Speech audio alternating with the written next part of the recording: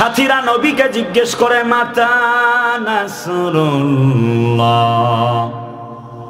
ওহে নবীজি আল্লাহর সাহায্য তো আসে না, মায়ের খেলাম, জেলে গেলাম, ফাঁসির মঞ্চে চলে গেলাম, কই গো নবীজি হাবিব সহযোগিতা আসে না, আল্লাহ তো আমাদের সহযোগিতাও করে না। আল্লাহ পাক আয়াত নাজিল করলেন আলা ইন্না নাসরাল্লাহি করিব। সাথীরা বলতেছিল কই আল্লাহর সাহায্য আসে, কবে আসবে, এখন পর্যন্ত তো আসলো না। আল্লাহ পাক নবীর উপরে কোরআনের আয়াত নাজিল করে বললেন এই তো আসবে আল্লাহর সাহায্য এবং বিজয়। ওয়া কানা হাক্কান আলাইনা নাসরুল মুমিনিন।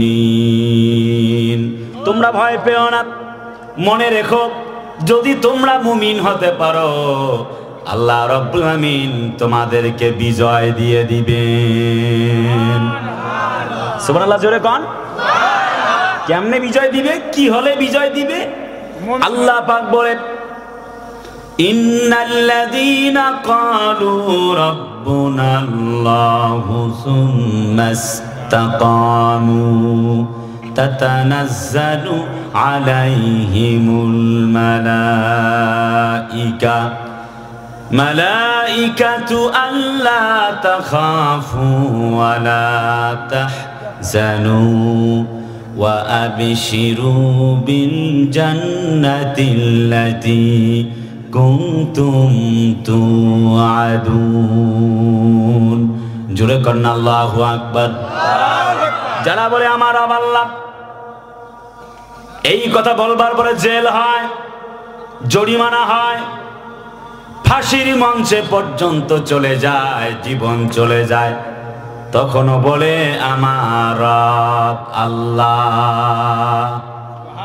কথা বলে না, ঠিক কি না? আচ্ছা, আস্তে আস্তে ঘুরবে, এত বড় ফ্যান তো এখানে মাইকের আবার নয়েজ দিবে, খুব স্লো ঘুরবে, নিচের দিকে বাতাসটা দেবে, নিচে, পেছনে দূর থেকে দিলে হবে, আমার শুধু একটু নিচে বাতাস লাগে। প্রিয় ভাইয়ারা আমার, আল্লাহ পাক বলে শোনো, তার মানে ব্যাপারটা হলো সুম্মাস্তাকামু। আল্লাহ বলে জাতির লোকেরা শোনো, আল্লাহকে রব মানতে গিয়ে যদি তোমার সর্বস্ব চলে যায়, বাড়ি চলে যায়, ঘর চলে যায়, চাকরি চলে যায়, এমনকি ইসলামের জন্য ফাঁসির মঞ্চে পর্যন্ত ঝুলতে হয়, মুসলমানেরা ঝুলতে পারে, জীবন দিতে পারে, একটি মুহূর্তের জন্যে আল্লাহ ছাড়া কারোর কাছে মাথা নত করতে পারে না। ঠিক কিনা বলেন? মিশরের সাইয়েদ কুতুব শহীদ রাহিমাহুল্লাহ, জামাল আবদে নাসের মিশরের জালেম বাদশাহ, তৎকালীন যুগের মিশরের বাদশাহ বলে, বেটা ইসলাম ওয়ালা কোরআন ওয়ালা সেজেছো, বলো ইসলামের দাওয়াত কোরআনের দাওয়াত বন্ধ করবা কিনা?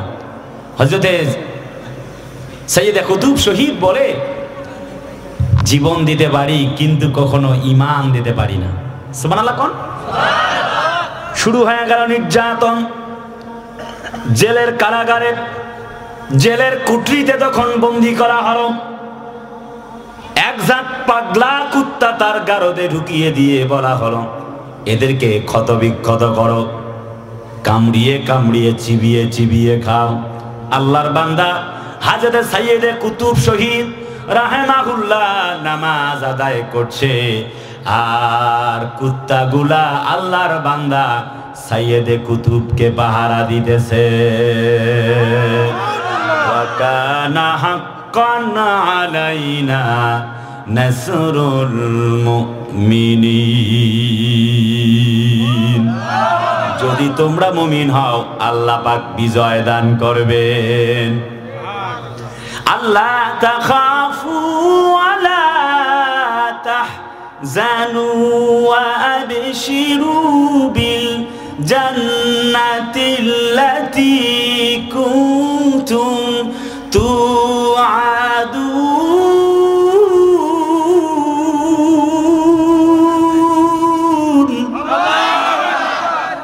হবে না এই জায়গাটায়?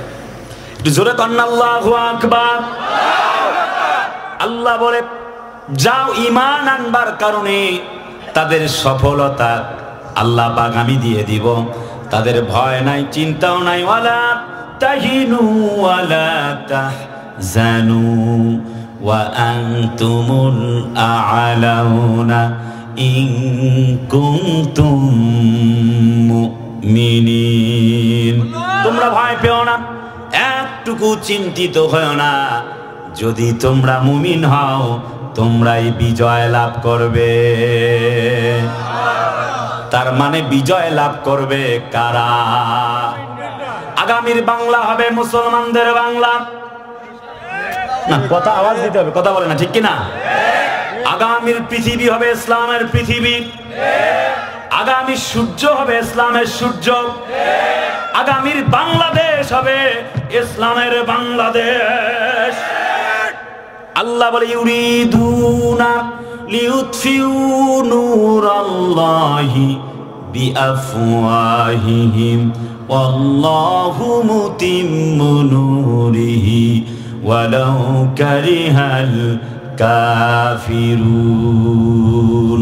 তারা চায় মুখের ফুৎকারে আমার কোরআনকে, ইসলামকে, আমার দ্বীনকে মিটিয়ে দিবে, কিন্তু আল্লাহু মুতিম্মু নূরিহি, আমি আমার আলোকে উদ্ভাসিত করবই।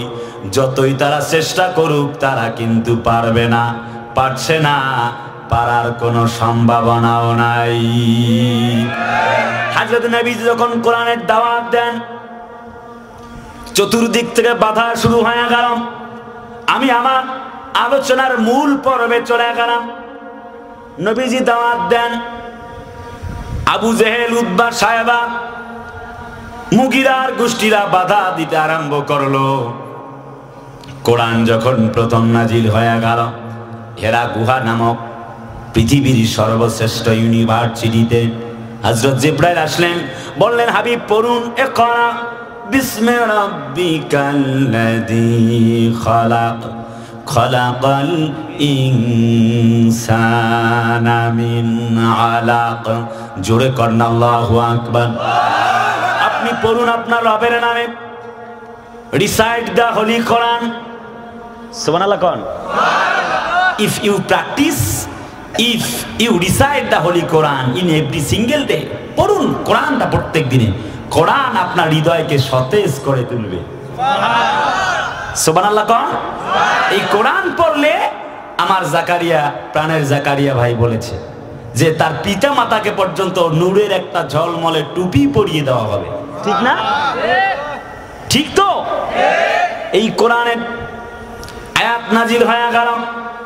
হযরত নবীজি বললেন মা আনা বেকারি, আমি তো পড়তে জানি না। 3 টাইমস রিপ্লাইড, 3 বার কথাটা বললেন। পরিস্থিতি বেগতিক হয়ে গেল। জিবরাইল ফিরে গেল, আল্লাহ যার কাছে পাঠিয়েছেন তিনি বলে পড়তে জানে না মুহাম্মদ। হারগেজ না গোপ্তা, তা না গোপ্তা জিবরাইল, জিবরাইল হারগেজ না গোপ্তা, তা না গোপ্তা রাবজালিল। ও জিবরাইল, তুমি কি জানো আমার নবীর সম্পর্কে? তুমি তো কিছুই জানো না। যাও যাও যাও যাও, বুকটা ওপেন হার্ট সার্জারি করে, সিনা মোবারক চাক করে নবীর কলিজায় কোরআনে কারিম প্রবেশ করিয়ে দাও। কোরআন নাজিল হয়ে গেল। হযরত নবীজি বললেন খাদিজা রে, এখন শুধুমাত্র আমি একজন তোমার স্বামী নয়, আল্লাহর পক্ষ থেকে ওহির কিতাব এসেছে আমার কাছে। কলমা পড়ো, ঈমান আনো, তাছাড়া মুক্তির কোনো পথ নাই। হযরত নবীজি এমন কথা যখন বললেন, আম্মাজান খাদিজা একসঙ্গে বসবাস করেন, বললেন না কবে আপনি ওহী প্রাপ্ত হয়েছেন। দেরি হলো না, তিনি পড়ে নিলেন আশহাদু আল্লা ইলাহা ইল্লাল্লাহু ওয়া আশহাদু আন্না মুহাম্মাদান আবদুহু ওয়া রাসূলুহু লা ইলাহা মানে ওনাকে লাগুক, লা ইলাহা ইল্লাল্লাহু মুহাম্মাদুর রাসূলুল্লাহ সাল্লাল্লাহু আলাইহি ওয়াসাল্লাম। কলমা পড়লেন, ঈমান আনলেন। হযরত দয়াল নবী আমার 20 বছরের বন্ধু আবু বকরকে বললেন, ঈমান আনো। এক মুহূর্ত দেরি হলো না, ঈমান আনলেন, কলমা পড়ে মুসলমান হয়ে গেলেন। নবীজি সাফা পাহাড়ে হাঁটতে হাঁটতে চলে গেল। সাফা পাহাড়ে দাঁড়িয়ে লোকদেরকে বললেন, শোনো, আসো, তোমাদের সঙ্গে আমার কিছু কথা আছে। সবাই চলে এলো।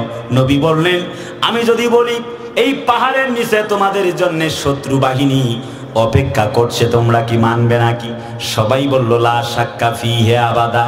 মুহাম্মদ, তুমি তো আব্দুল্লাহর বেটা, কোনোদিন মিথ্যা কথা বলো নাই, আজও মিথ্যা হবার কোনো সুযোগ নাই। ওয়া ইন্নাকা লাআলা খুলুকিন আযীম।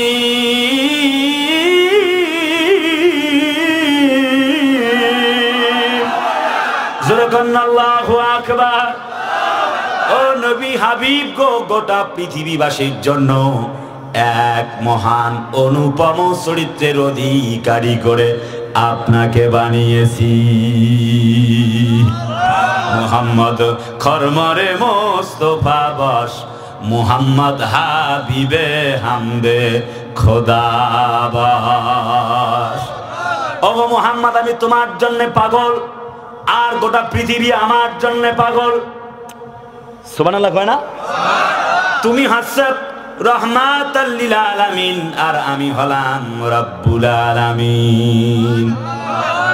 প্রিয় ভাইরা আমার, নবীজি এবার যখন এমন কথা বললেন, সবাই বলল বিশ্বাস করি। 2 নাম্বার বললেন, শোনো, আরেকটি কথা আমার বাকি রয়ে গেল, পড়ো সবাই, কুলু লা ইলাহা ইল্লাল্লাহ তুফলিহুন। কলমা পড়ো, ঈমান আনো, এক আল্লাহ ছাড়া আর কোন মালিক নাই। আছে? বাধা শুরু হয়ে গেল। কারণ হলো ইসলামের দাওয়াত দিয়েছে, কোরআনের দাওয়াত দিয়েছে, কথা বলে না। এবার মুহাম্মাদের নামে বাধা, মুহাম্মদকে নিষিদ্ধ করো। আবু জেহেল, উতবা, সাহেবা, মুগিরার গোষ্ঠীরা ষড়যন্ত্র করলো, মুহাম্মদকে মক্কার জমিন থেকে নিষিদ্ধ করে দাও।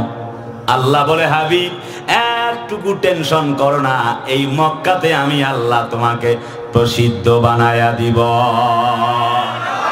আল্লাহ কোরআন বলে, আকুর রাব্বি আদখিলনি মুদখালা সিদকিন ওয়া আখরিজনি মুখরাজা সিদকিন ওয়াজআলনি মিন লাদুনকা সুলতানান নাসীরা। সুলতানান নাসীরা মানে তাফসিরে সফওয়াতুত তাফাসির আল্লামা মুহাম্মদ আলিয়া সাবুনি বলে, রাষ্ট্র ক্ষমতা, কথা বলে না, ডাইরেক্ট কোরআন থেকে বলছি। ভাইরা আমার, কোরআনের বাহিরে কথা বলা যাবে না। কথা বলে না রে, সারাদিন কাহিনী শোনাবো, লাভ হবে না, কোরআন শোনাতে হবে। আল্লাহ বলে, হাবিব, এই মক্কার জমিনে তারা তোমাকে নিষিদ্ধ করতে চায়, আমি আল্লাহ তোমাকে প্রসিদ্ধ করব। পৃথিবীর কোন মায়ের বেটার সাধ্য নাই তা ঠেকাতে পারে। আমি জিজ্ঞেস করতে চাই, মক্কার মাটিতে প্রধানমন্ত্রী হিসাবে, রাষ্ট্রনায়ক হিসাবে নবীজি নির্বাচিত হয়েছে কি হয় নাই? আমরা লক্ষ্য করেছি। কেন আমি আজ এই সূরা থেকে কথা শুরু করলাম? আল্লাহ পাক বলেন, ইন্না ফাতাহনা লাকা ফাতহাম মুবিনা। নিশ্চয়ই আল্লাহ তাআলার পক্ষ থেকে বিজয় আসবে কি আসবে না? কোরআনে আল্লাহ বলেন সূরা নাসর, ইযা জাআ নাসরুল্লাহি ওয়াল ফাতহু ওয়া রাআইতান নাসা ইয়াদখুলুনা ফি দীনিল্লাহি আফওয়াজা। জোরে কন্না আল্লাহু আকবার। যখন আসবে আল্লাহর সাহায্য এবং বিজয়, আপনি দেখবেন দলে দলে লোকেরা প্রবেশ করছে ইসলামে। কথা না বুঝলে কি আরো খোলামেলা বলা লাগবে? আরে চিল্লায় বলো, চিল্লায় বলো, ঠিক কিনা? আমরা আজও লক্ষ্য করেছি দীর্ঘ 17টি বছর পরে জালিমের জুলুমের অবসান হবার পরে লোকেরা দলে দলে ইসলামে যোগ দিতেছে। তার মানে লোকজনেরা বলতে চায়, দেখছি বাবা চালিয়েছে না, আওয়াজ না দিলে তো হবে না। এই জায়গাটায় কথা বলেন না কেন, ঠিক কিনা বলেন? চাচা চালিয়েছেন, ভাইজান চালিয়েছেন, ভাবিজান চালিয়েছেন, বুবুজান চালিয়েছেন। জাতির লোকেরা একটা বারের জন্য চায় সব কিছু দেখলাম, একটা জিনিস দেখতে বাকি। সবাইকে দেখলাম, আগামীতে দেখতে চাই, মরার আগে দেখতে চাই ইসলাম দিয়ে দেশটা চললে পরে কেমন দেখা যায়, মরার আগে একটা বার দেখে যেতে চাই।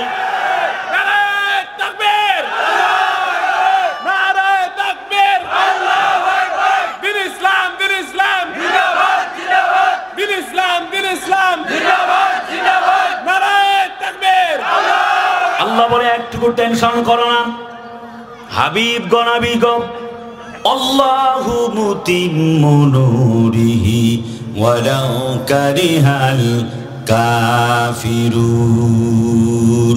কাফেরেরা মনে হচ্ছে আমাদের একটা কোরআনের পাখি ছিল, তার বদদোয়া মনে হয় কবুল হয়ে গেছে। ঠিকের আওয়াজটা খুব আস্তে কয়, সংখ্যা কম তো, তাদের আওয়াজ তো সেই হিসেবে বেশি আছে। আপনারা আছেন না? নাই হবে? কি হবে? এই সবাই কয় খেলা হবে। ওই মিয়া, খেলা তো হয়ে গেছে। খেলা হবে বলে কাকায় গেছে পালাইয়া, ঠিক কিনা? প্রিয় ভাইরা, কলিজার টুকরা আপনজনেরা, আল্লাহ বলে আল্লাহু মুতিম্মু নূরিহি, আমি আমার আলোকে উদ্ভাসিত করব, কেউ ঠেকাতে পারবে না। আচ্ছা বলেন তো, কেউ কি ঠেকাতে পারবে? পারবে না। আমাদের কোরআনওয়ালা, কোরআনের এই পাখিটা বলেছিল ইসলামের প্রতি, ইসলামওয়ালাদের প্রতি এই জুলুমের পরিণাম এমন হবে, সময় একদিন এমন আসবে ইন্দুরের গর্ত পাবা না পালাবার জন্য। তাই হয়েছে না? কথা বলে না, তাই হয়েছে না? চরম বাস্তবতা। তুমি ইসলামের বিরুদ্ধে গেলে কোথাও পালিয়েও সুযোগ পাবা না। আমরা ধরতে যাই নাই, শামসুদ্দিন চৌধুরী মানিক ব্যারিস্টারকে আল্লাহ নিজেই ধরেছে। সিলেটের বর্ডার দিয়ে পালাতে লাগছিল, ওই ভারতের বিএসএফ ভাইরাই ধরছে। বলে হোয়াটস ইওর নেম, নাম কি বেটা? মায়েস মুকা, তোমার নাম কি গো? কয় ব্যারিস্টার মানিক। ও মানিকা, কথা কয় না রে, বাস্তবতা তো। তারাও জানে যে এই ব্যারিস্টার মানিক বাংলাদেশের একজন নন্দিত বক্তা, একজন সাইদি সাহেবকে ফাঁসির মঞ্চে ঝুলানোর জন্য রায় প্রকাশ করেছিল। জি ভাইয়ের আমার, সে বিচারপতি মানিক, আহা, সে আপিল বিভাগের প্রধান বিচারপতি ছিল। সভাপতি মহোদয় তো খুব জ্ঞানী মানুষ। হ্যাঁ, মে আল্লাহ ব্লেস ইউ। আচ্ছা প্রিয় ভাইয়েরা, তারপরে গলায় গামছা বেঁধে টেনে নিয়ে আসছে, ঠিক না? প্রিয় সিরাজগঞ্জবাসী, আপনাদের ভাষায় গলায় গামছা বাঁধতে টাইনে আনে কাকে? চোর। চোরের মতো টাইনে নিয়ে আসছে। বাংলার মাটিতে জায়গা হয় নাই। দরবেশ বাবা পালানোর চেষ্টা করেছিল, 1 লাখ টাকা মারছে 36,000 কোটি। 36 কোটি না, 36,000 কোটি। এরকম 2-3টা মাঠ লাগবে টাকা রাখার জন্য। নিজেও খাইতে পারে নাই, আমাদেরকেও খাইতে দিল না। বেটা এখন খাও দেখি। কোন দলের বিপক্ষে আমার বক্তব্য নয়, চিরন্তন সত্য কথা এগুলি। যারাই জুলুম করবে আল্লাহ পাক তাদেরকে জালেম হিসেবে জমিন থেকে বিদায় করে দিবে। প্রিয় ভাইরা, নবীজি দাওয়াত দেন কোরআনের, কুলু লা ইলাহা ইল্লাল্লাহ তুফলিহুন। কলমা পড়ো, ঈমান আনো, আল্লাহ ছাড়া আর কোন মালিকই নাই। দাওয়াত দিল, শোনো, আল্লাহ লাহুল খালকু ওয়াল আমর, জমিন যার, আইনটাও মেনে নাও তাও। ওয়ালিল্লাহি মুলকুস সামাওয়াতি ওয়াল আরদ, আসমান আর জমিন যার, আইনটা চলবে তা। যদি বলি আল্লাহ তুমি কে, তোমার পরিচয় বলো। আল্লাহ বলে আল্লাহু লা ইলাহা ইল্লা হুয়াল হাইয়ুল কাইয়্যুম লা তাখুযুহু সিনাতুন ওয়ালা নাওম। যদি কোরআন শুনে হৃদয় না লাগে, বুঝতে হবে আপনার অন্তরটা মারা গেছে, জান্নাত নসিব হবে না। বেশি বেশি তওবা করেন আর কোরআন শুনতে থাকেন। প্রিয় ভাইরা আমার, তার মানে তিনি আল্লাহ, যিনি ছাড়া কোনো মালিক নাই, ইলাহা নাই, বিধানদাতা নাই। অতএব আলা লাহুল খালকু ওয়াল আমরু তাবারাকাল্লাহু রাব্বুল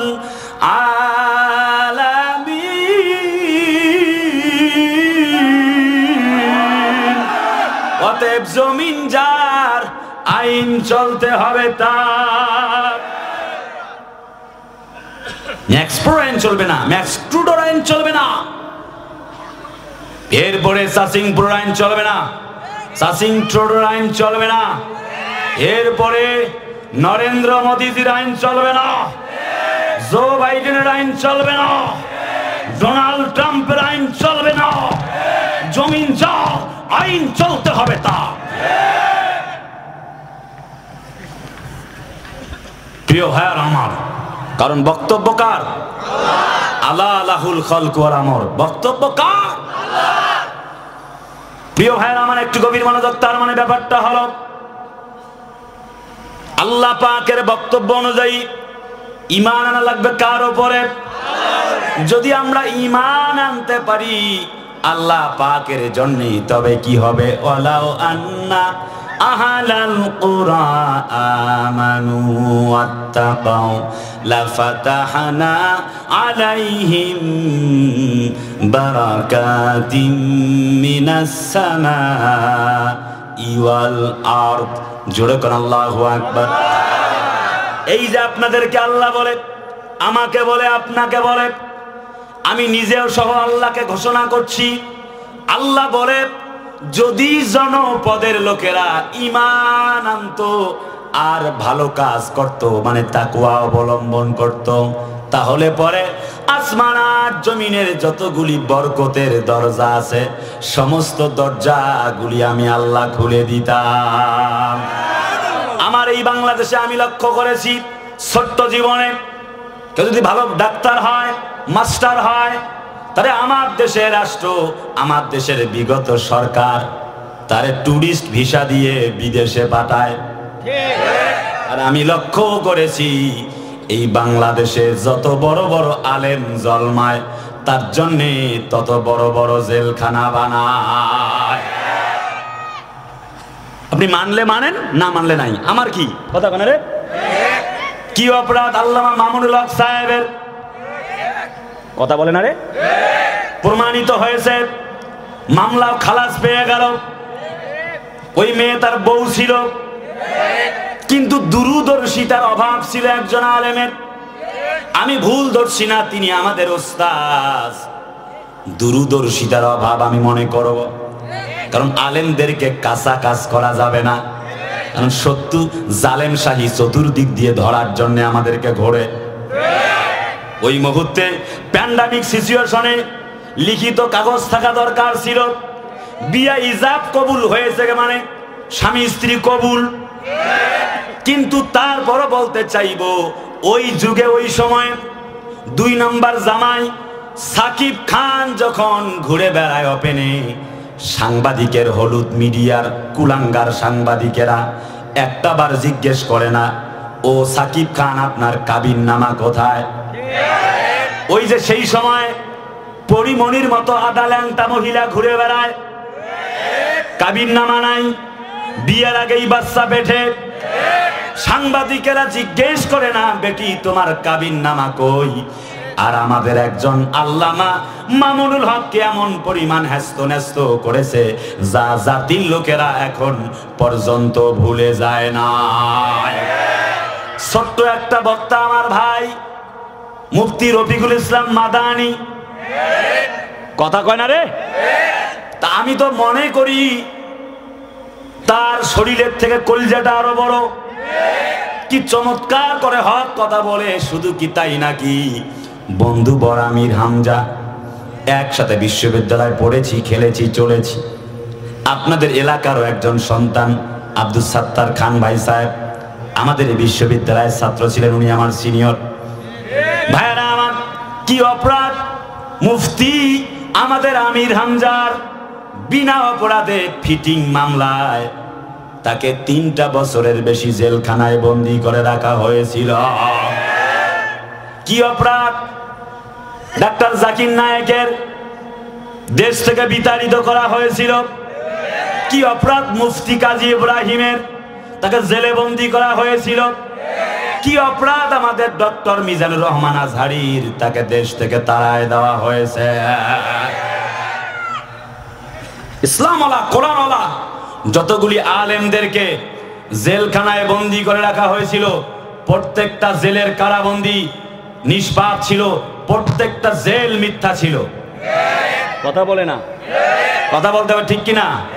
অপরাধের দিক থেকে আমি ব্যক্তিকে নিষ্পাপ বলি না, কেউ গুনাহ করতে পারে। যেগুলি অপরাধ সাজায় মামলা দিয়ে ঢোকানো হয়েছে প্রত্যেকটা মামলা মিথ্যা ছিল। যেগুলি ইসলামী নেতৃবৃন্দের যাদেরকে রিমান্ড দেওয়া হয়েছে প্রত্যেকটা রিমান্ড মিথ্যা ছিল। ইসলামী নেতৃবৃন্দের যতগুলি হত্যাকাণ্ড ঘটানো হয়েছে প্রত্যেকটা হত্যাকাণ্ড মিথ্যা ছিল। ইসলামওয়ালা আমাদের কোরআনওয়ালা নেতৃবৃন্দের যতজনকে ফাঁসির মঞ্চে ঝুলানো হয়েছে প্রত্যেকটা ফাঁসির কাষ্ট মিথ্যা ছিল।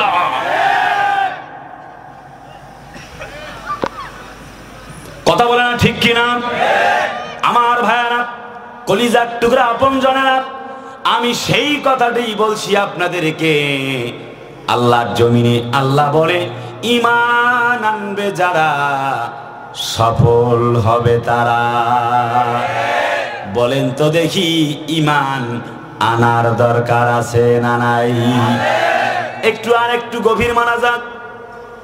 আমি একটু আপনাদেরকে ইসলামের জন্য কোরআনের জন্য বাস্তবতার দিকে নিয়ে গিয়েছিলাম। অনেকে মনে করবে এটা রাজনীতি করতেছে, কথা বলে না। তবে এই কথা বলতে পারবে তারা অন্ধ যারা। কোরআনে কারিমে আল্লাহ সব কথা বলছে, তারা ভালোকে ভালো বলবে না। আচ্ছা, আপনাদের আলেম হওয়ার দরকার নাই। আমি জিজ্ঞেস করতে চাই, আমাদের আমির হামজা সাহেব সে জেল খাটছে না খাটে নাই? আরে কথা বলে না রে। আমির হামজা জেলে গেছে না যায় নাই? কেন? আমির হামজা কি চোর, গরু চোর, চান্দাবাজ, টেন্ডারবাজ, হাইজাকার, ধর্ষক? তাহলে আমির হামজা জেলখানায় কেন?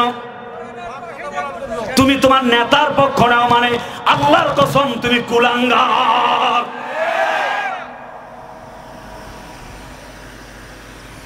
প্রিয় ভাইরা আমার, যাক আমি সেই দিকে যেতে চাইব না। কথায় কথা বেড়ে যায়।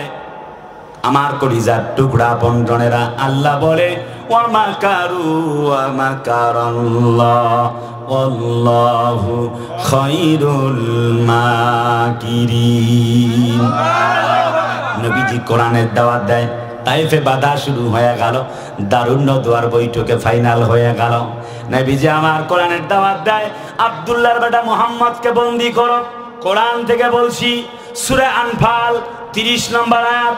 আল্লাহ বলে ওয়াইজ ইয়ামকুরু বিকাল্লাযীনা কাফারু লিয়ুসবিতুকা আও ইয়াকতুলুকা আও ইখরিজুকা ওয়া ইয়ামকুরুনা ওয়া ইয়ামকুরুল্লাহ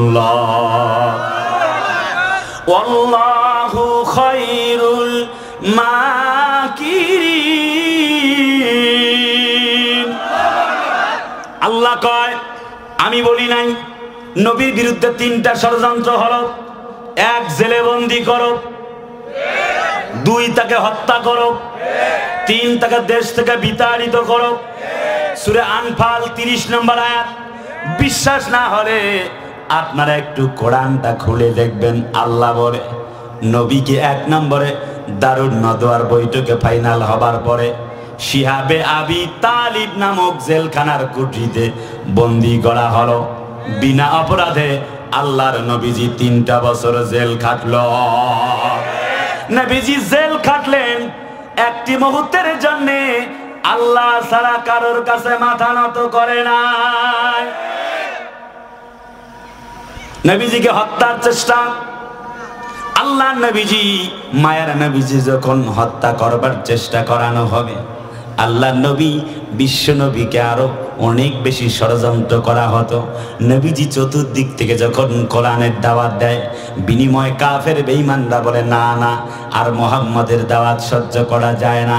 কোরআন শরীফে সূরা আনফালের 26 নম্বর আয়াত, ওয়াকালাল্লাযীনা কাফারু লা তাসমাউ লিহাযাল কুরআন ওয়ালগাউ ফীহি লাআল্লাকুম তাগলিবুন।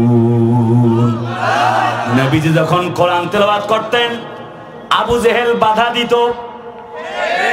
কথা না বললে কেমনে বুঝবো?